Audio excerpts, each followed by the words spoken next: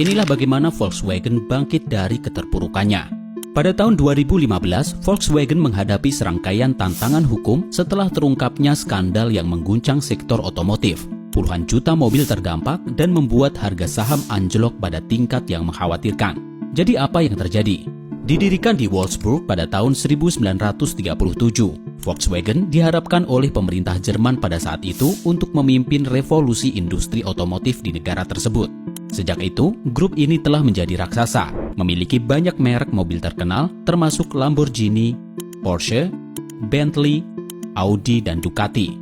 Dengan penjualan yang kuat dan pangsa pasar global sebesar 12,1%, Volkswagen berdiri sebagai pesaing tangguh Toyota, produsen mobil terbesar di dunia. Namun masalah muncul. Pada tahun 2013, sekelompok mahasiswa di Amerika Serikat menemukan bahwa emisi dari unit Volkswagen Diageo sangat tinggi dibandingkan dengan data resmi yang dirilis. Setelah diselidiki, Badan Perlindungan Lingkungan Amerika Serikat atau EPA menemukan bahwa ternyata mesin Volkswagen Diageo dirancang untuk memanipulasi pengukuran emisi. Volkswagen telah menulis kode tambahan ke dalam perangkat lunak kontrol mesin yang memungkinkan untuk menyesuaikan kinerja dan memanipulasi emisi selama pengujian emisi dengan mengurangi horsepower sebenarnya dari mesin saat diuji. Pengurangan horsepower itu tentunya untuk mengurangi polutan yang dihasilkan. Namun setelah pengujian selesai, mesin akan kembali beroperasi normal dan mengeluarkan polutan pada tingkat 10-40 kali lebih tinggi dari standar yang diizinkan. Pengungkapan ini mengejutkan. Selama beberapa bulan berturut-turut, Volkswagen mendominasi berita utama dalam liputan media yang luas mengenai serangkaian tuntutan hukum. Dari puncak kejayaannya, Volkswagen dengan cepat menjelma menjadi sebuah beban, tidak hanya bagi industri otomotif, tetapi juga bagi perekonomian Jerman secara keseluruhan.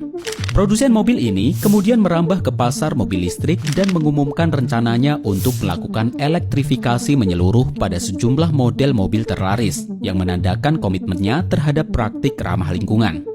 Pada tahun 2021, CEO Volkswagen Herbert Diess mengumumkan rencana untuk menghabiskan 100 miliar dolar Amerika Serikat untuk kendaraan listrik dan pengembangan perangkat lunak selama 5 tahun ke depan.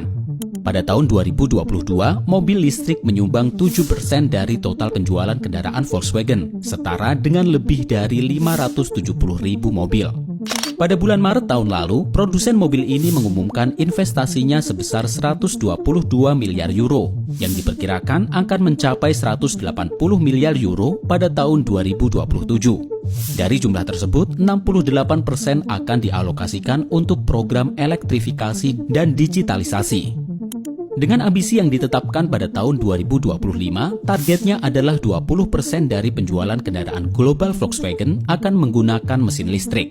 Namun demikian, pertanyaan terbesar di pasar saat ini adalah apakah upaya Volkswagen cukup untuk tidak hanya bersaing, tetapi juga mengungguli raksasa mobil listrik lainnya di masa depan, dan mampukah bisnis ini kembali ke puncak seperti beberapa tahun sebelumnya.